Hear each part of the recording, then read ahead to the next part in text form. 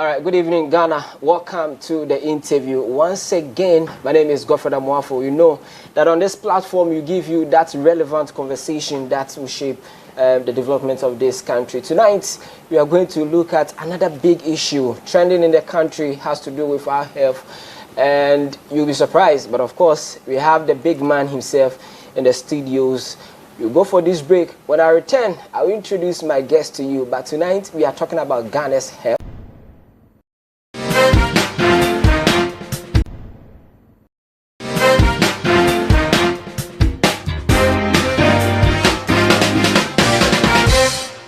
Welcome back. He is the Member of Parliament representing the good people of Dwaboso.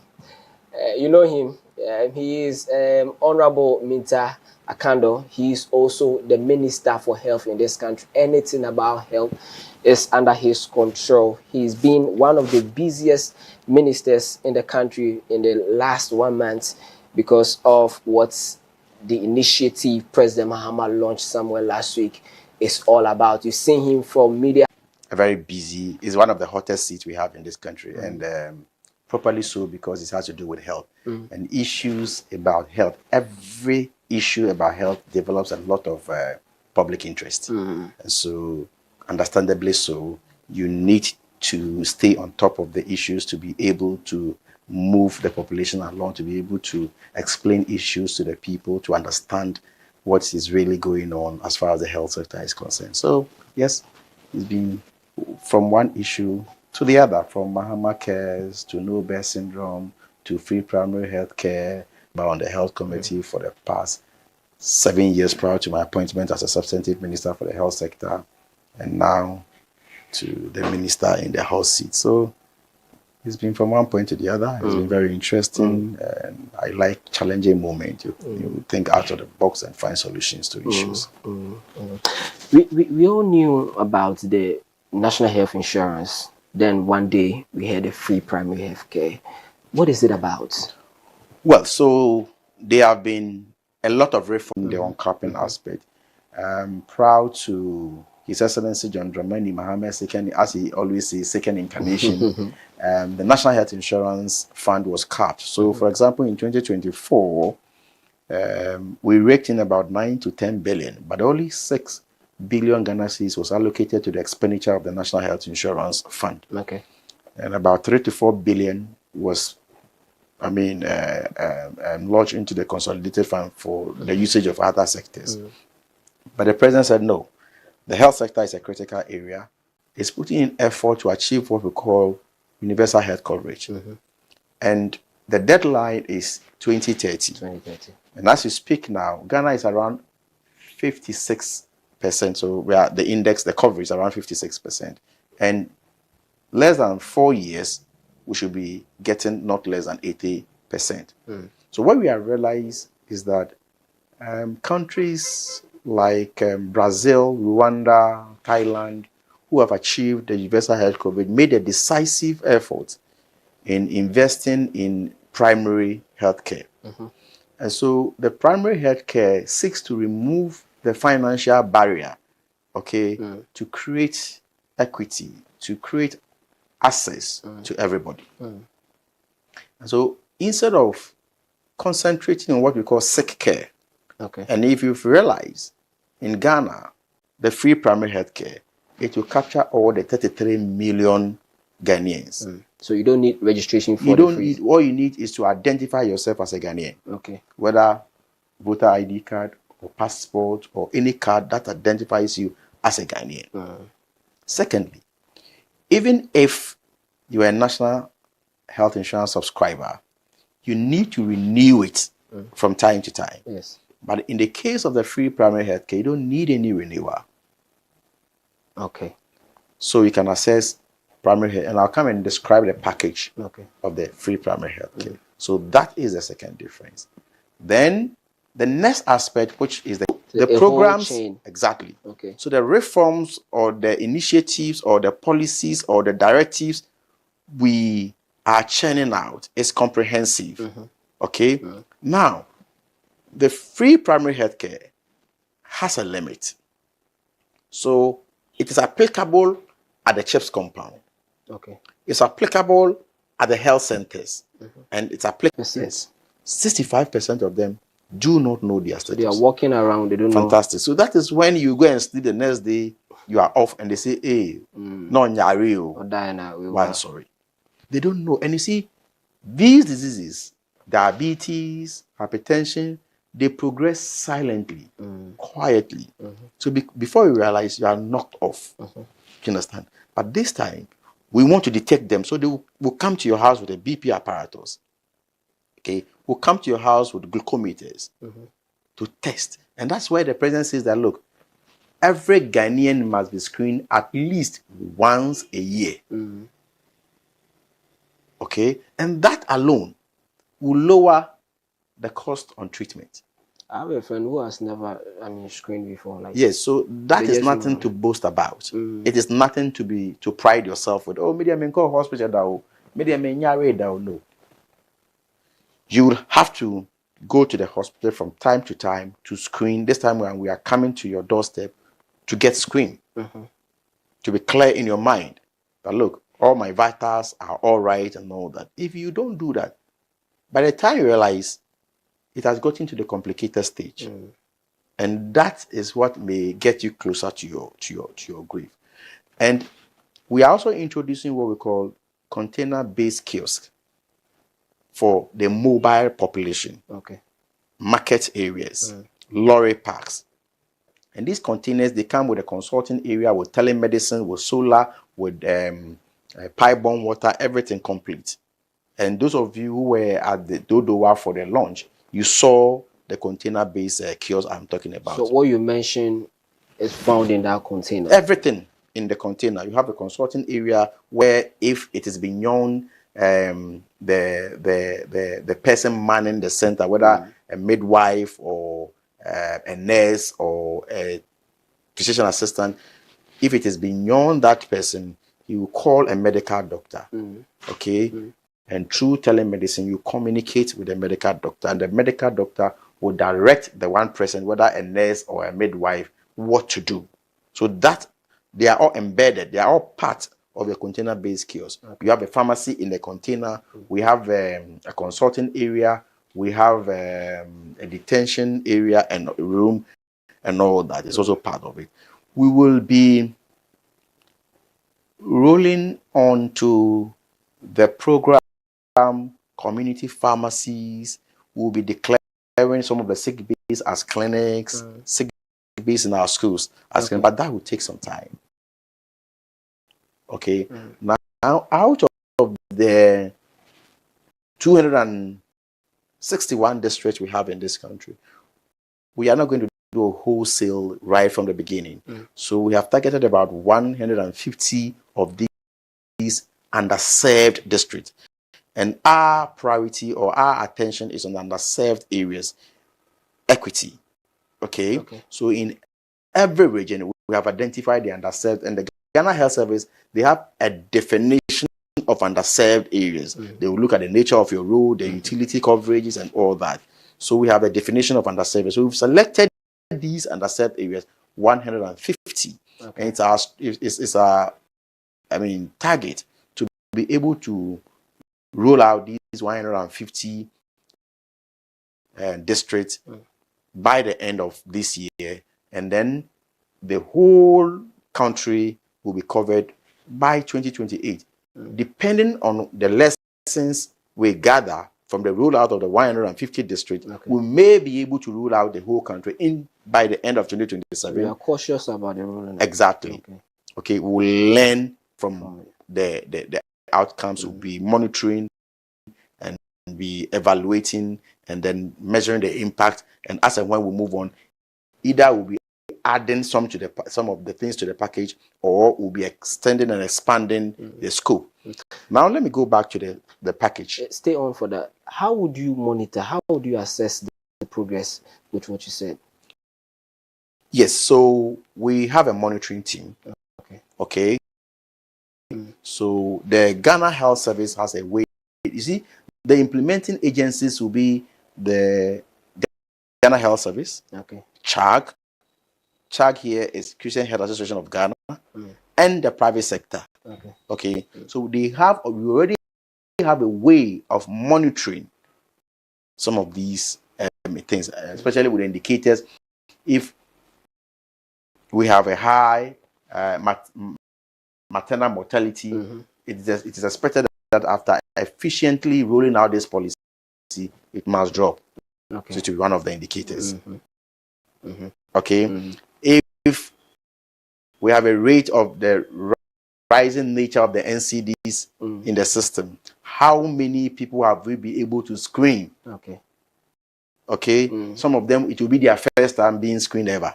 So when we take a community like, let's say, which community do we have in maybe Nungwa? Let's take Nungwa. Maybe malaria is dominant there. Yes. Then after 6 or 7 months, you realize it has dropped. Yes. So these are all positive. So we have a way of monitoring it, and you see, before you be able to do these things, you don't just announce policies for its announcing its sake. Okay, you must have the tools, the equipment. So you must create the enabling environment for the health professional to be able to discharge his or her duty well. And again, that's another area. We have a terrible, equipment, hospital equipment status in this country, or health facilities equipment in this country. There was a survey conducted which revealed that out of the 60% health facilities that was put into consideration during assessment, only 5% had the full complement of health equipment to discharge their duties. And even in the case of the public facilities, it was only 2%. So when you are going to roll out such a policy, such an initiative, you need to retool these health facilities. Okay? So a lot of equipment are being procured. And already, we are taking delivery of not less than 24,000 pieces of equipment. Incubators, monitors, glucometers, BP apparatus, scanners, all. Okay? And we are going to deploy them. And that is just the first phase. Okay. We are going to deploy not less than 7,000 tricycles and motorbikes. Okay? Yeah. We are going to deploy. So, retooling these health facilities to be able to discharge their duties is also very important. Okay? It is not the mere mentioning or announcing or launching a policy. So, immediately after the launch, you must get into the stage of deployment, sensitization. You understand? So before anybody walks to any facility to access the free primary health care, those facilities have been equipped, they have the right personnel. And you see, again, now I've spoken about the CHEPS compound, I've spoken about the health centers, I've spoken about the polyclinics, I've spoken about the kiosks, I've spoken about the equipment. One other very important thing is the health workforce. Okay, yes. The personnel who are going to discharge the duties. Yes, we will come to that. Okay, all right. But then you made mention that you declare sick days as with time. Okay. We'll get there. We'll declare. We'll pilot them. So, for example, just like we have done now, we have 261 districts. We are rolling out 150. So, for example, if we do our analysis, and we'll say, okay, we have about 1,000 secondary schools, or we have about 1,000 schools. But to start with, let's do 200. Okay. We'll convert all those sick bays to clinics. Will this serve the students or the communities as well? Depending on where it will be sited and the size of the community.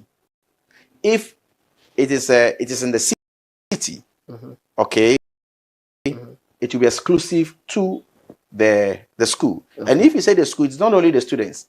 The school also includes the staff. Yeah. Okay.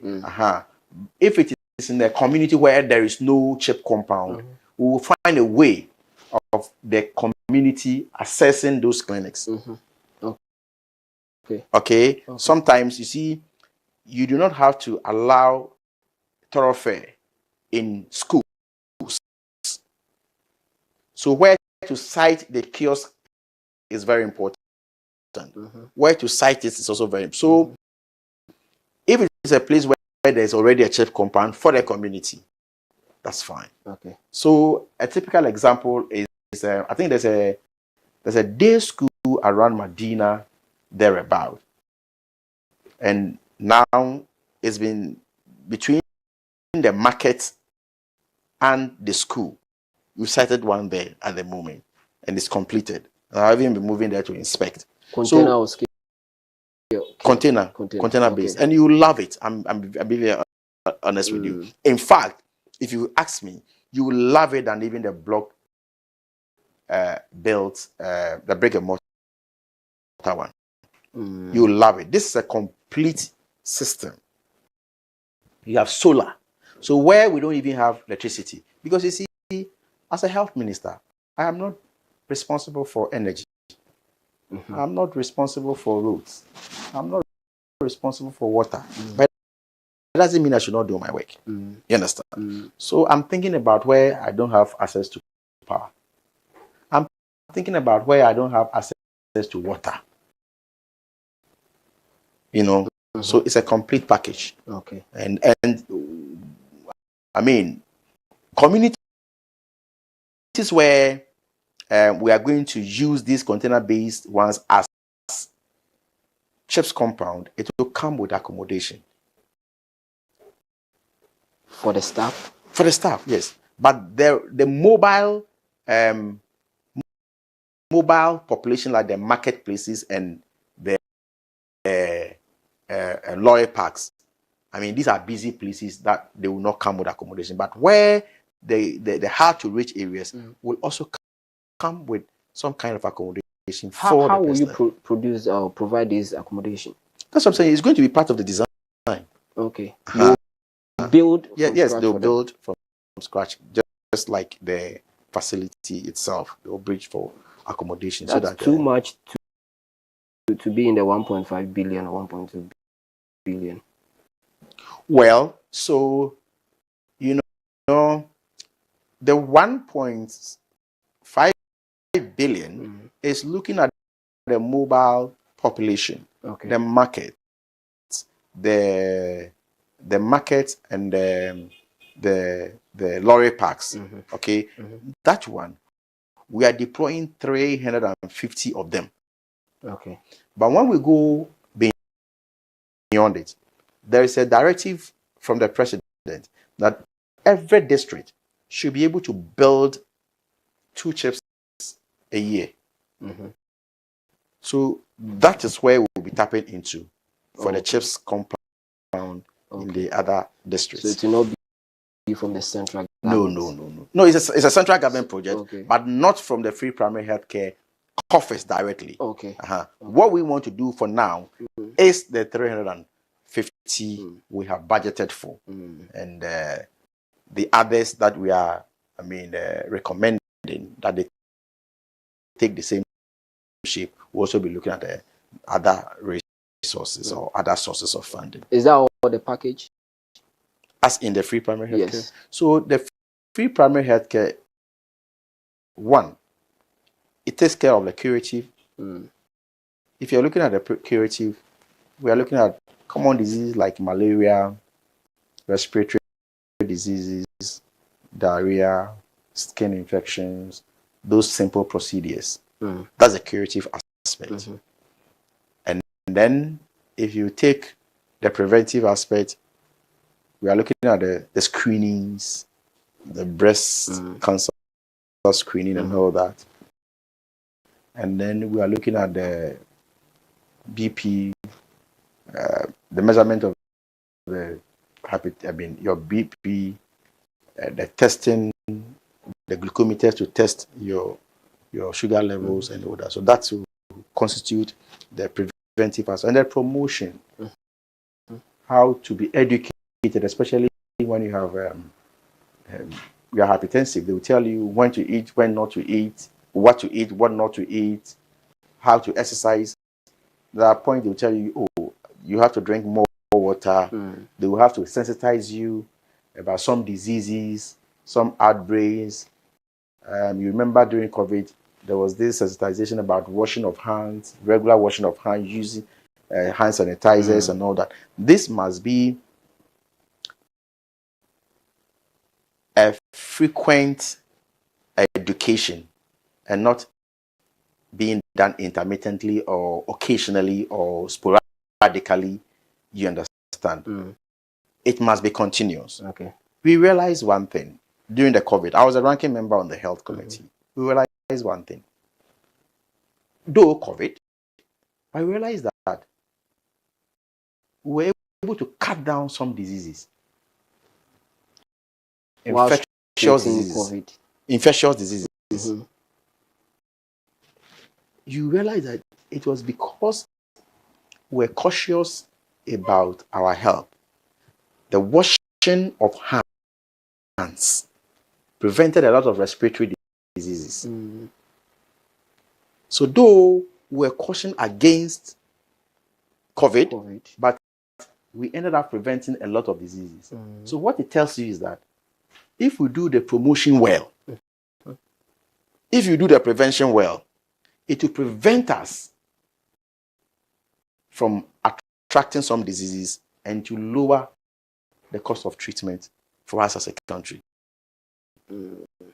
You said, I watched one of your interviews and you made mention that if this is well implemented, like you're saying, the prevention level will also reduce number of people attending these health facilities and reduce the number, what you've been seeing, no best syndrome and all these things, it will reduce it. So I want to ask, in the next 2-3 years, if this is well implemented, as you're saying, are we not going to see people visiting the hospitals? Oh no, I will never say. You don't see people visiting the hospital. Obviously, sicknesses are inevitable. You cannot avoid them completely. But what we are saying is that we want to see the ones that are avoidable, that are preventable. Okay. You understand? There are some that are avoidable, they are preventable.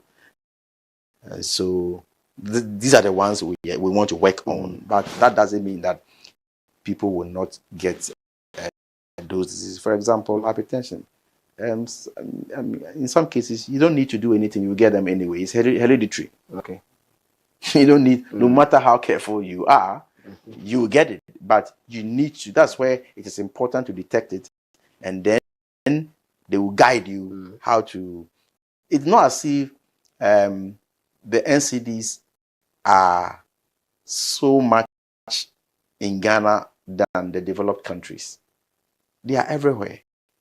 But they are able to manage it and live longer. I was talking to a medical doctor. In some cases, they will say, oh, if you are above 40 years and your BP is, let's say, 130, 80, it's normal, it's fine. If you go to developed areas, BP is BP. The measurement is 125 or 120, 80. And higher, you have your own protocol, and when you age, no. So when you have it, if there's a need for you to be put on medication, you be on medication. And to control your blood pressure perfectly. So they will counsel you, they will educate you to know that there are no harmful effects as is being speculated. That's one of the things the promotion will do. I have seen people who think that, when I take my BP medication, my sexual organ will be dysfunctional, so I will not take them. I've seen people like that. And let me tell you this real story. It was aired by TV3. Okay. The first patient who walked into the container-based kiosk in Dodowa was a woman. I have that video. Her BP was above, do I remember very well? It was above around 200 stroke 101. Around 200 stroke 101. And she was detained. When she was asked whether or not she was a hypertensive, he says yes. So what's happening? She's not taking the medication. She says, "Oh, I don't. She's a medical doctor herself, so she stopped. You know. So when we detect it early, we'll educate you. We'll tell you what to do. But it doesn't mean that we can avoid it completely. And people can live with this disease for years without knowing. Yes, without knowing. But I'm saying that you can know, you can exercise, you can eat well, you can take your medications, and you live normal life. Okay. That's why we want to. We are not saying that, one, we want to reduce the incidence of it, but two, even if you get to the complicated stage, we still want you to live your normal life. Whether or not you are hypertensive, we want you to live your normal life. Mama mrebe yenti. Idi biara Ghana na menum biara nso Ghana. Se bano afahye ene apunto biara se dia. Dia me di dem ho diara ni officer bite. Na husu dedi wo dia obehwie biara mu. Occasion biara ya mambre dedi wo mu no die. E kire yensu. E wo afahye eye ni apunto ase die. Obetimi di officer bites asum wo hoho. Unumwa ekoyo Officer Bites made in Ghana. So do to our first Staples Enterprise home for iso. Officer Bites guy. Officer Bites be a guy wati. Numna nyanse mu won ton manipa wondi mfie du wotwe. En sasa apemfo ne abata wo man kodano for enumbie. Num ensan fan kaka. FDA aje dwede nkrato ya tum.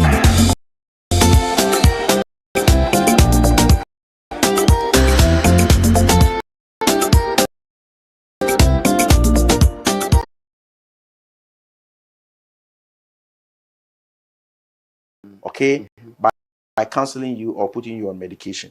You made mention that health providers will be coming around to take vitals. So yes, maybe yes. I'll be at home and I'll get a knock.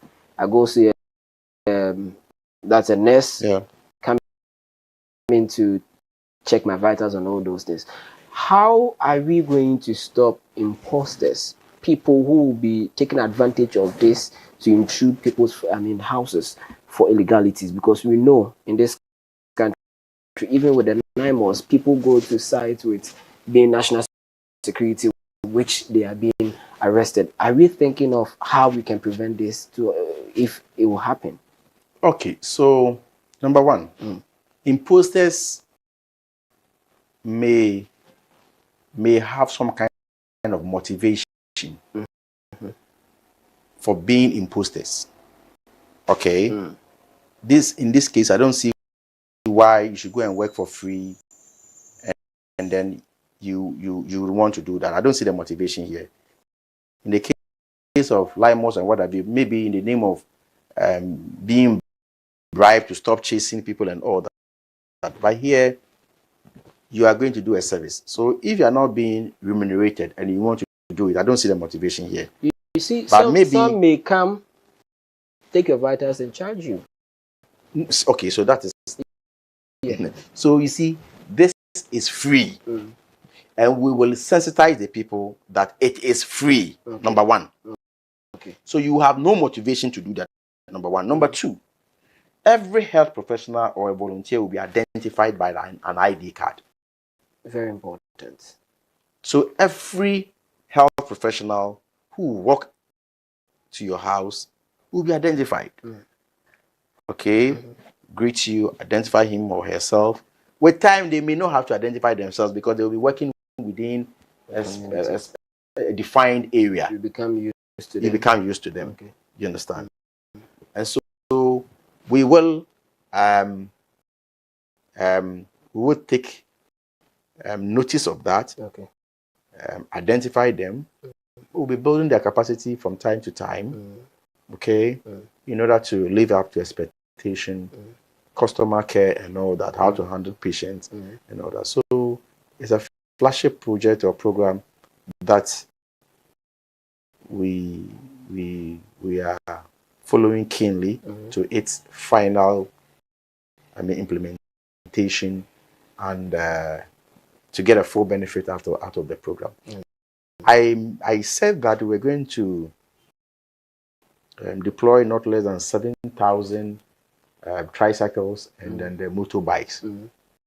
I've seen people making mockery of the bicycles and the tricycles. Honorable, let's come to this after the break, Okay, because right. you actually speak about that for us. Let's go for this quick break. When we return, like he made mention, we'll look into the other part of this conversation, the logistical provisions that people are actually talking about on social media and all those things. He will clarify things for us to understand. My name is Godfred Amoaful. I've been speaking with the Health Minister, Honorable Kwabena Mintah Akandoh. He's also the Member of Parliament for the good people of Dwaboso. Let's go for this break. When we return, we continue.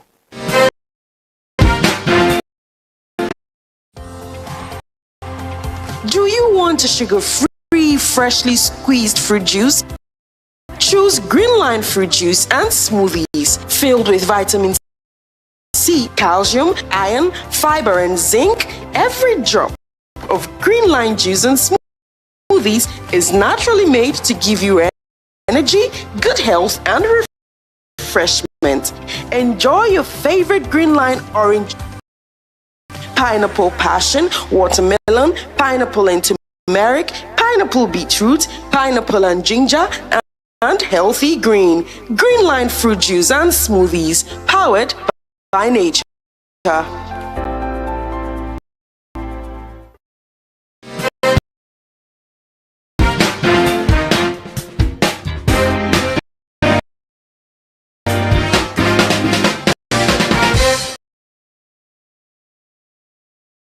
Conversation about the free primary healthcare, which was launched by President Mahmoud Dodowa. It seeks to make health providing or health giving be more accessible at the lowest level that everybody can afford in that regard. So I've been speaking to the Health Minister, Honorable Mintah Akandoh, and you heard from the first half of the conversation how it is being going to roll out and all that. Now we are looking into the logistical and even the funding and all those things to it. But then again, I would want to find out from him or something. You wake up and then it is being challenged, or his government is out of power and then a new government comes and it is easy to be scrapped, looking at how beautiful this initiative is. So let's find out from him whether there's any legal backing of this initiative. Is there anything like that? Oh yeah, so we've laid the necessary regulations in Parliament, and for me it is about the value of the program we are rolling out. There have been programs by successive governments that are still being implemented. So I think that every government must think about the well-being of the citizen. So if you have a program that is going to prevent people from preventable or avoidable disease and you come and scratch them, the ordinary Ghanaian may resist. You understand? So it is not up to a government to scrap it. Understand? It is about the benefits we are deriving. That notwithstanding, we have laid the necessary regulations, and I don't think that any reasonable, well-intended government would want to scrap such a laudable idea. Let's talk more about the funding. Do you have any sustainable funding source? I have already indicated that as part of the extra revenue that the National Health Insurance is raking in as a result of the uncapping of the National Health Insurance Fund, we have a reliable and a sustainable funding for this program. With time, as we progress, analyze, evaluate, it. If there is a need for us to expand the scope, and there's a need for us to rake in more revenue to be able to support it, why not? But for now, we've done our actuarial science, and we've done our projections, we've done the math, and we think that we are on safe grounds. We have reliable funding for the program. Let's talk about the human resource, the nurses that you're going to deploy for these, the volunteers and all those things. There's a question that people are asking in all the conversation. It seems that the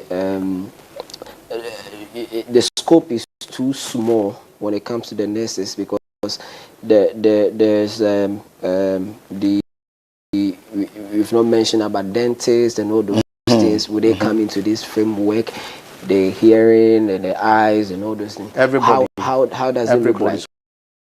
So all the personnel needed at these levels of the healthcare is not only the nurses and the midwives. So we have the pharmacy technicians, we have the allied, health people, we have other cadres.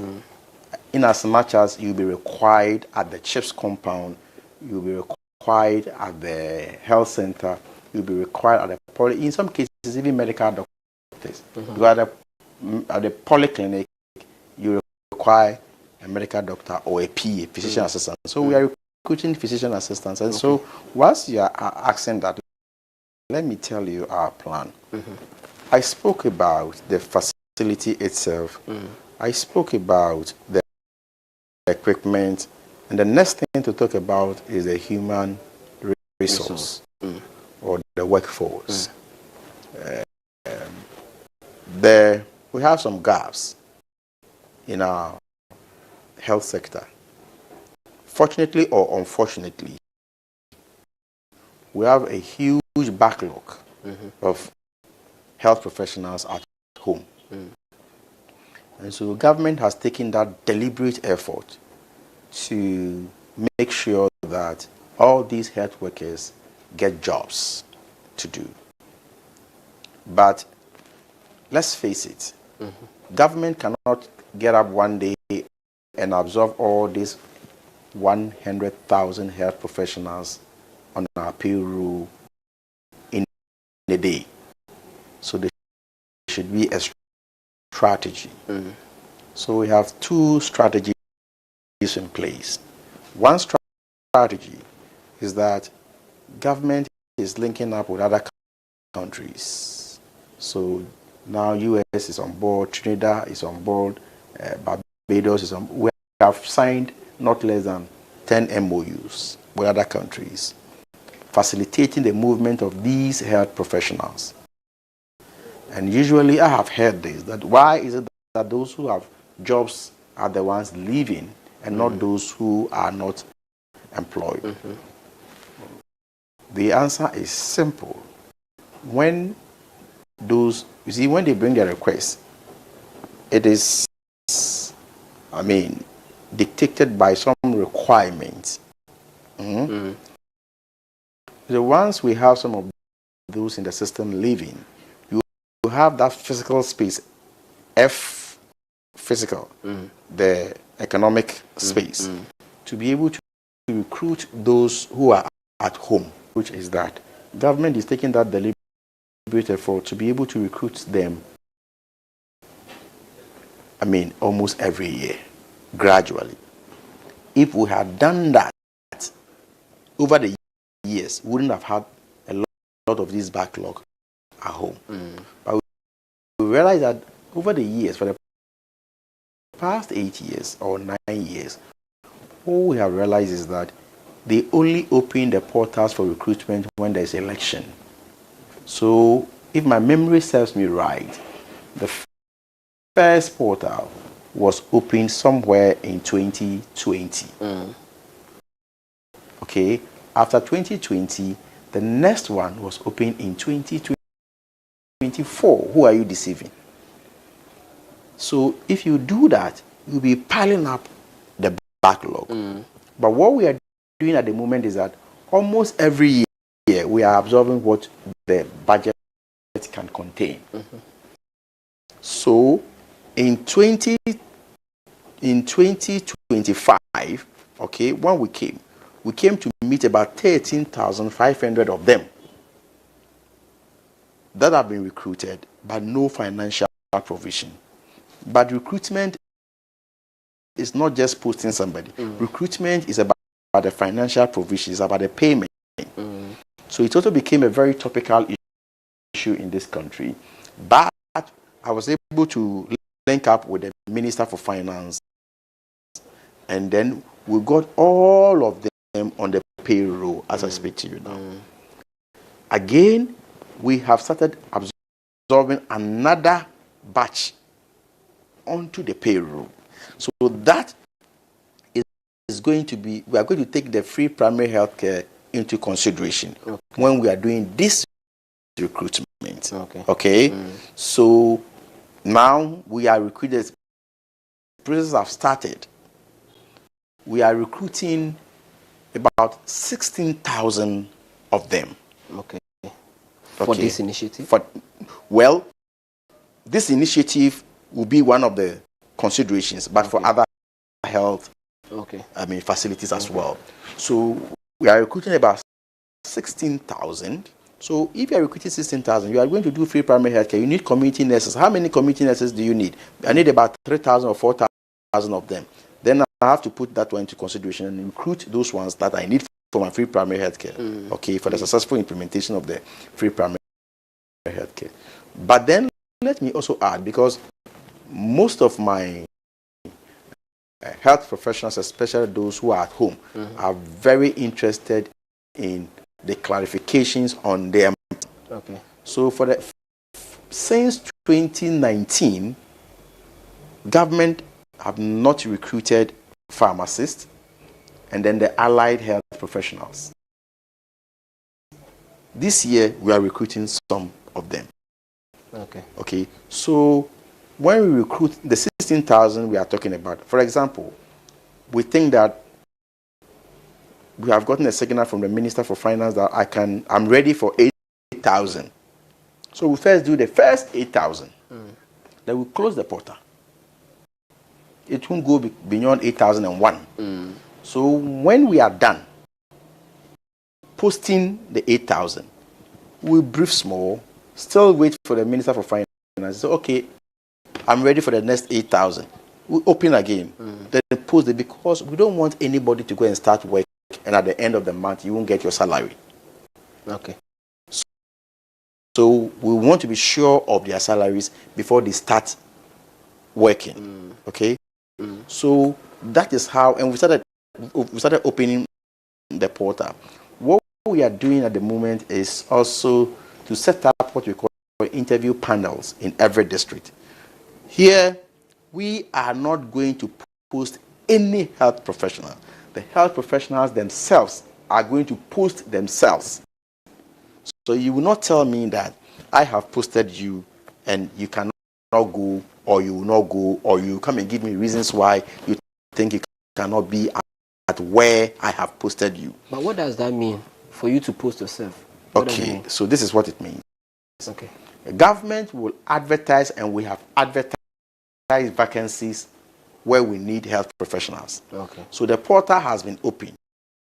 So if it is Upper West or Northeast, we identify those districts where there are vacancies. So the portal has been opened for those places. So you, the health worker, health professional, will go to the platform and choose where you like based on where it's been advertised. So I am never, and read my lips, going to advertise places like Accra Metro. I'm not going to, advertise places like Kumasi Metro. You understand? So it will not be there in the first place for you to assess it. So you look at where vacancies are. And then you yourself, if you are interested. You are interested. You choose. It's like you choosing school to go. Exactly. I like Fanta Pim, or you choose it. You choose. So we will allow them to choose those vacancies, and then they will go for interviews in those areas. Okay, we allow them to go for interviews in those soldiers, and the interviews, if you are going to the district, and we have allocated, if they need, let's say, 10 health professionals at Jaboso District Hospital, we are not going to, we are not going to post 11 people for them to interview. It is a 10, because we don't want people to go and pile up there and create a scene. Wouldn't you love to give alternatives? Maybe the 10 they are going, they might not qualify. Fantastic. Very legitimate, brilliant question. We're giving you 10. Number one, we are doing that because if I give you 20 and I set up a panel that out of the 20, take 10. Me, the minister, I'm not in Jabo, so I don't have control over the panel. They can, it could be prone to corruption. I won't create that in the first place. So out of the 10, if you feel that 2 do not qualify, that vacancy, bring it back.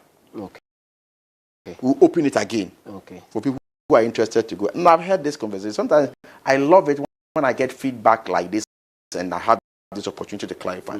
People are saying, oh, why is the minister not opening the Takoradi, the Accras, the Greater Accra, so that at least we can go and see that we can get chances. If we don't get that opportunity, then we can choose these underserved regions. It is a very reason why I'm starting from underserved regions. I don't want it to be your second choice. I want to get the real people who are interested and they love to go to those areas first.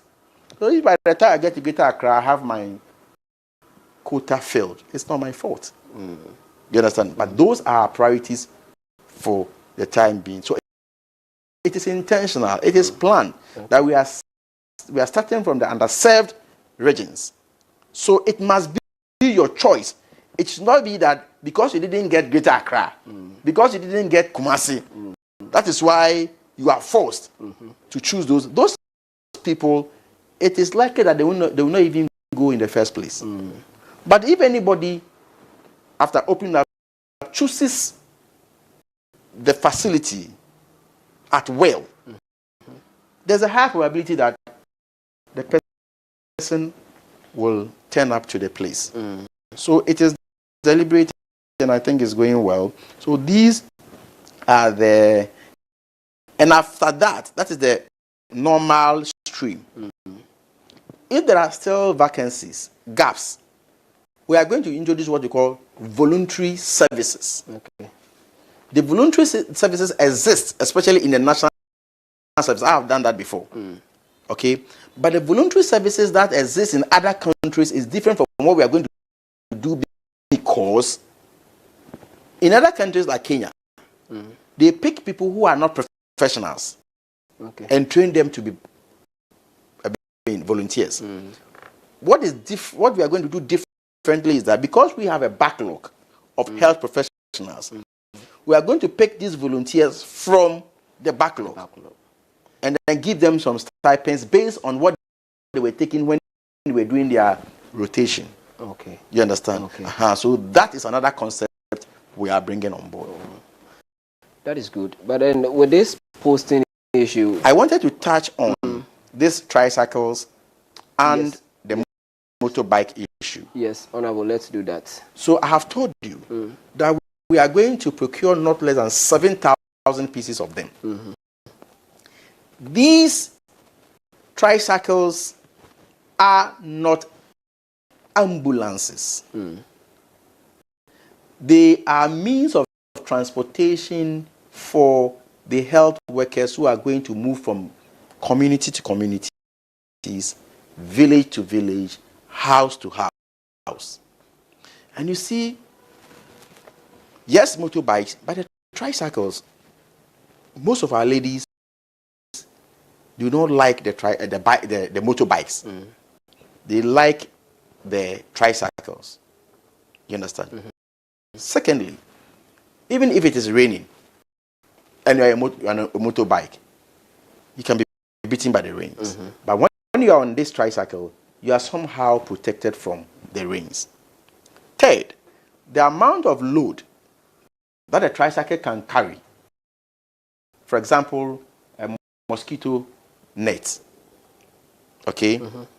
For example, your vaccination boxes, the ice chest that they carry. You can comfortably place these things I'm talking about at the trunk of the tricycle, and then sit comfortably inside and move from one point to the other. So they are not ambulances, and we keep repeating that they are not ambulances. So they are going to be deployed together with the motorbikes. There are places. I'm a rural constituency MP. There are places that the tricycles can even not go. Okay, except motorbikes. So those places will deploy the motorbikes. Where the tricycles can go, we will deploy the tricycles. And answering them, please. I think that we'll put an end to this misinformation out there. They are not ambulances, and we'll talk about ambulances at another time. That's a whole policy on its own that will come back and talk about, and I will not deprive the public of whatever they need to know about the sector. I think President Mahama also made mention. Exactly. Then the question is, if they are not ambulances, how would you describe them? Oh, they are tricycles, means of movement, means of transportation for our health workers to be able to move from one point to the other. Look, Ghana is not Accra. Yeah, that's facts. Ghana. That's facts. It's not Accra. Yeah. It's not about Accra. Yeah. You need to move to countryside to see what is happening. Okay? You've been around. Share the experience with it. How does it look like outside Accra? I come from a rural constituency. There are places when they give them borehole. You in Accra, with all respect, you flush a WC with treated water. There are people in the rural areas who carry water, okay, from streams before they will get some to bath and go to school. So when you give them borehole, it's everything for them. There are people who live on their farms. They live on their farms. They have their houses on their cocoa farms, on their rice farms. That's where they live. And in those rural areas, you cannot construct 1,000 roads. Yeah. We call them farm paths. And those places, you need motorbikes to be able to access those places. And the healthcare must reach the doorstep of the ordinary Ghanaian. You know, so when you are taking such decisions, you must put those people into consideration. How can these people be assessed? And you see, universal health coverage, we want to get to a point where, irrespective of your status in society, irrespective of your location, irrespective of your ability to pay, you must have access to quality healthcare in the country. That is where we are going. You know, there are some places, even electricity coverage is a challenge. There are some places where they don't even have access to telecommunication. They exist in our country. So when your decisions are influenced by conditions in the cities, you cut a lot of people completely away.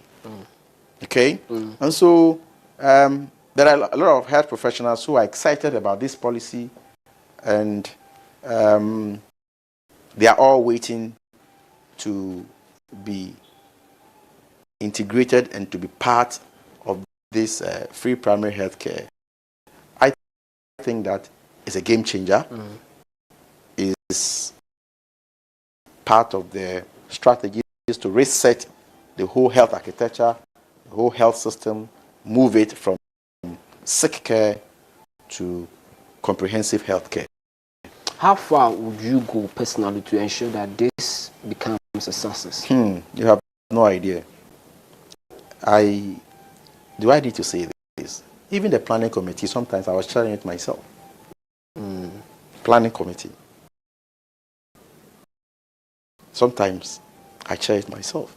So I'm not the minister who will sit in the office, I'm chair one, and be dictating or delegating for people to perform certain responsibilities without getting wholly involved. So I'll move into the regions, educate the people, the clergy, the market people who go into the district, okay, have interactions with the health professionals, get interactions with the opinion leaders in societies, for everybody to get back. It is our free primary health. Everybody must be part of the system. It is not mine. It is all of us, a collective effort. And see, if you are bringing a policy, those beneficiaries must own the policy. Everybody must be part of it. Yes. So I'm going to be personally involved in the implementation process, move from region to region, from district to district, and make sure that this program is well implemented, well executed. When are we seeing the implementation? Oh, we are in the implementation stage. You are already in the implementation. So when we say implementation, it includes the launching of the program. It includes the deployment of the equipment. It includes the sensitization of the people. It includes the erection of the container kiosk facilities. It includes the engagement. It includes a lot of activities. So we are in the implementation stage, and I believe that we've given ourselves maximum of 2 months where people can walk freely to any of the 150 districts and access this free primary health care. So I believe that we are in the implementation stage. We hit the ground running immediately after the launch. So we are in the implementation stage. Ghana Health Service is all over the 150 facility district. They have started their sensitization engagement with the health workers and all that. We have capacity building and all that. Yeah. So that question actually has to do with when are we seeing the nurses around? Well, in order not to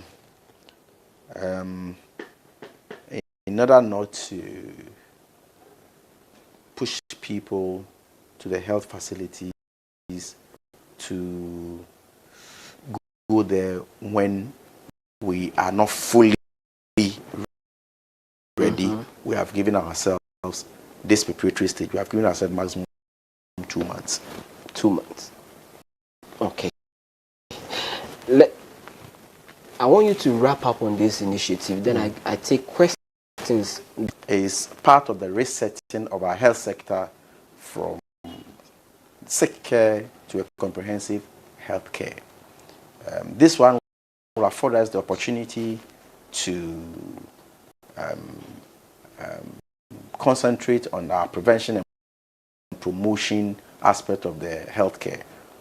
We believe that when we concentrate on the prevention aspect of our healthcare, we'll be able to prevent the avoidable sicknesses or the preventable ones, and we will be helping people to stay healthy rather than treatment. It is limited to our primary healthcare facilities, and if you see the primary healthcare facilities, we are talking about the CHIP compounds, we are talking about the health centers. We are talking about the polyclinics. We will be putting container-based kiosks to advantage points such as markets and lorry parks. You'll be seeing health professionals in your homes, in your schools, in your marketplaces, in your mosque, coming to take your vitals. As we have already indicated, these vitals, if not checked from time to time, could end you in a complicated, non-communicable diseases. Of course, we have the Mahama cares, but then we want to reduce the avoidable ones or even prevent them outrightly. So free primary health care is a game changer in our health sector. But of course, you will need the national health insurance because the free primary health care has a limitation. At that point, you cannot go to Kolebu or any of our regional hospitals or any of our district hospitals to go and say that because there's a rollout of the free primary health care, you have to take care of me free of charge. At that point, if you have the national health insurance card, you can access health care. Those that are not captured by the national health insurance and are not captured by the free primary health care will also be taken care of by the Mahama Cares, which is dedicated towards the funding of the non-communicable diseases. Thank you. Let's take these questions from our viewers. Na Abdul Hakim says that he will ask you what is the crime of allied health professionals? Crime? Yes. They are wonderful people. They don't, as far as I'm concerned, I don't know about their crime. It seems they've been left out. I don't know what he actually wants to know, but then does it have anything I wish to do I could with know what exactly he wanted to ask, but if I could guess, and if my guess would be right, I think he'll be talking about the long delay in their employment or recruitment. If my guess is right, but I cannot put some of them, and we'll include them in subsequent recruitment. We will never leave them out. Okay. I think that per the statistics, they are, apart from the nurses and the midwives, they have the highest population. They come second to the nurses and the midwives. And their services are essential. So you see a guy, my brother, take it from me, we will never leave you behind. This one will give you an opportunity to go onto the portal to be recruited, and we'll continue to make you part of the recruitment exercise going forward. Ajinkwa Enoch says that I will thank him for the good work done so far, and ask him about the 20% they promise for those working in the private district and his plans for the nurses' welfare.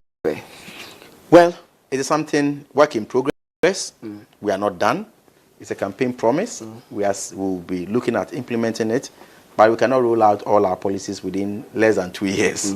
And so we are taking them one after the other. Pharmacists and technicians are facing challenges in registering or logging in onto the recruitment portal since it was open somewhere 12 hours ago. That's maybe it should be 24 hours by now. Yeah, I think releasing the portal in phases. You know, at some point they will say pharmacist. Another point they will say allied health sciences. Then they will go into the region by region. And so I will encourage all health professionals to be following the timetable and be following the portal as and when. These are IT, concepts. And so there could be a hitch one point or the other. No system is perfect, but continue to monitor. And I am also keenly following as and when there are any challenge. I just put pressure on them to rectify the challenge. And I believe that the first quota given has been filled by that particular cadre.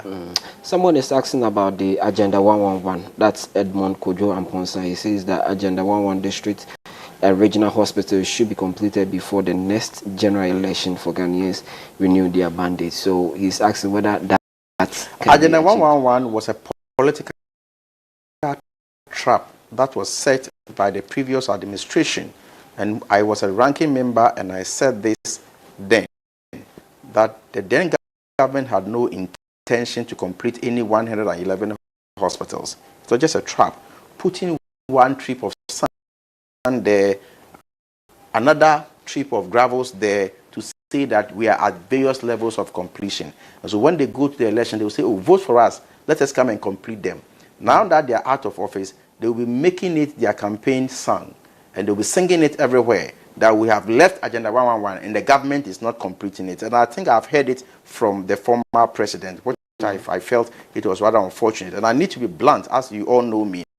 I will say it as it is. I mean, it was rather unfortunate, because any government that is well intended will not set out to build 111 hospitals at a go without a sustainable and a reliable sources of funding. Let's face it. There's a clear difference between the abandoned hospitals that the MPP, came to meet from His Excellency President's first tenure of office. You talk about projects like the NMS. Those ones, they were sustainable funding. They were loans. So when you are a government and you inherit, you just have to apply the loans to complete. My brother, we have taken delivery of Agenda 111. 4.9 billion has been expended on Agenda 111. Not a single of these facilities have been operationalized. If it was well planned, well intended, the least they could have done is to phase these projects out, so that these 4.8 billion or 4.9 billion I'm talking about could have completed about 20 of them, which could have been remarkable. But why do you spend about 4.9 billion Ghana cedis and not a single one of them has been completed? So it's a trap. How are we going to finish these 100 facilities in 4 years? This, for me, I will say it as it is. It is not realistic for government to cover 20 billion Ghana cedis to be able to finish this project in 4 years. Not realistic. And that is why we are taking our time to have a plan. And what is a plan? What we are doing is that we are phasing them out. So government is looking at between 30 to 35, okay, and phase them out within the 4 years. So let's say year 1, 2026, let's complete 10. 2027, let's complete about 12. 2028, let's complete again about 10 or 12. So by so doing, government will invest in about 35 and put these facilities to good use, not deteriorating. Then the next ones, we'll target about 33 or 35 of them again. They say, let's go to PPP. We have facilities like the CHAC facilities, Christian Health Association of Ghana, come in Pentecost, Roman, Presby. We have an arrangement with them. Ghana government is paying for their compensations. So if you go to any CHAC facility, a Pentecost facility, or Roman Catholic facility, their medical doctors and nurses are being paid by government because it is non-profit oriented. And so we can have an arrangement with them. Okay, we have Agenda 111 here. It is about 50% complete. Please come and finish, equip, and run. What is important is that we are not into competition with them. What is important is that the Ghanaian, the ordinary Ghanaian, gets quality health care. Okay? We can get to the next tier. What is it? What we are saying is that, okay, some are about 20% complete. The private sector come in. Based on what government has invested in, we can give it to you. Build, operate, and transfer. So they have dug a very big grave to fill. We don't need people to fall into the grave. It's a very big hole they have dug. One, they have expended the taxpayers' money. It cannot go waste. It must be put to good use. How much do you need to push that one to good use? 20 billion. In the whole 20 billion, the 20 billion in the whole 4 years, how are you going to raise it for only one aspect of the health sector? Okay? Including the national health insurance, the compensations and everything. Our budget is around 30 billion. If you take goods and services or even capex, okay, our budget is not up to 4 billion for capex for a whole year. So if I need 20 billion, okay, what it means is that I should stop all other projects under capex for how many years? 5 years before I can finish Agenda 111. This is not feasible. So Ghanaians must be patient, and the promise is that His Excellency John Dramani Mahama has promised the good people of this country that any project he has inherited, whether abandoned or ongoing, he will complete. I'm just coming from La General Hospital. La General Hospital was pulled down somewhere in the year 2020. Okay? And since 2020, this project has been dragging on. Until last year, when we had to remobilize the contractor to go to site, we paid him 60 million Ghana cedis to go back to site. Today, the president visited the site, and work is progressing. He has again directed that we look for more funding for them. And the expectation is that we are finishing La General Hospital by November 2027. That is what we are doing. All other projects, you go to Suhum, there are other projects that we think that we must expedite action on it. But Ghanaians need to know what we have inherited, what we are going through.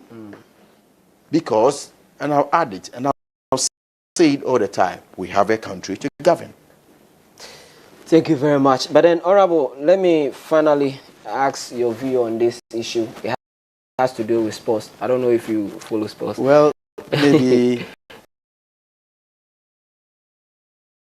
because as far as sports is concerned, I remember when you have to play a football, match in my father's hall when I was young. Maybe I will leave the hall until the football match is over before I come back to the place. I only get interested in sporting activities when Ghana is involved. Talking about Ghana on Friday, I don't even know which. Then I'm either on the field, here in the office, or moving. You see, in the health sector, you have an emergency every day. Every day is an emergency. Yeah. And you need to stay on top of the ministry. You know, there's almost everything in that ministry. You are running schools. You are building, so there's construction there. There's a bit of education there. Okay? Yeah. There's a client aspect there. There's everything in. You have regulators. You have FDA there, and medications. You have, and I have about 26 agencies under this ministry. There is no single ministry with the highest, with highest number of agencies than this ministry. You know, I have more than 90 unions. That's interesting. You understand? Yeah. So it's a very interesting ministry. Yeah. So I hardly get time to follow. But you know, there's upcoming World Cup, right? Yes. I know. Ghana is participating. Yeah. On Friday, we unveiled our new coach. Yeah. I've heard about the controversy about sacking the coach and getting a new one. Yeah. And yesterday, I monitored that the new one had paid a courtesy call on the sports minister. I think I've picked. Yeah, he's been unveiled. Yes, so he says that we have a pool of talent. He's going to pull them out and then make impact at the World Cup. Do you have any expectation from him? Yes. Why would you engage a coach and you don't have an expectation? Okay, so coach. So I think that bringing his expertise on board, we should be able to perform very well in this coming tournament. And Ghanaians must be patient. Football is a game. You can lose, you can win. So when you win and you are happy, and so that makes you a sportsman or a sportswoman. Your ability to tolerate defeat. Okay. You understand? It doesn't mean you should always win. Of course, you would like to win all the time. But when unfortunately you lose, your ability to tolerate it and bounce back. That's the word. You see, that's what determines how solid and resilient you are. Okay? I have had a course, in my constituency, they have first division, what do you call it, teams in my constituency. So I built a whole, stadium for them. Okay. So when you go there now, they call it Mampiobo Sports Stadium. Oh, okay. Mampio.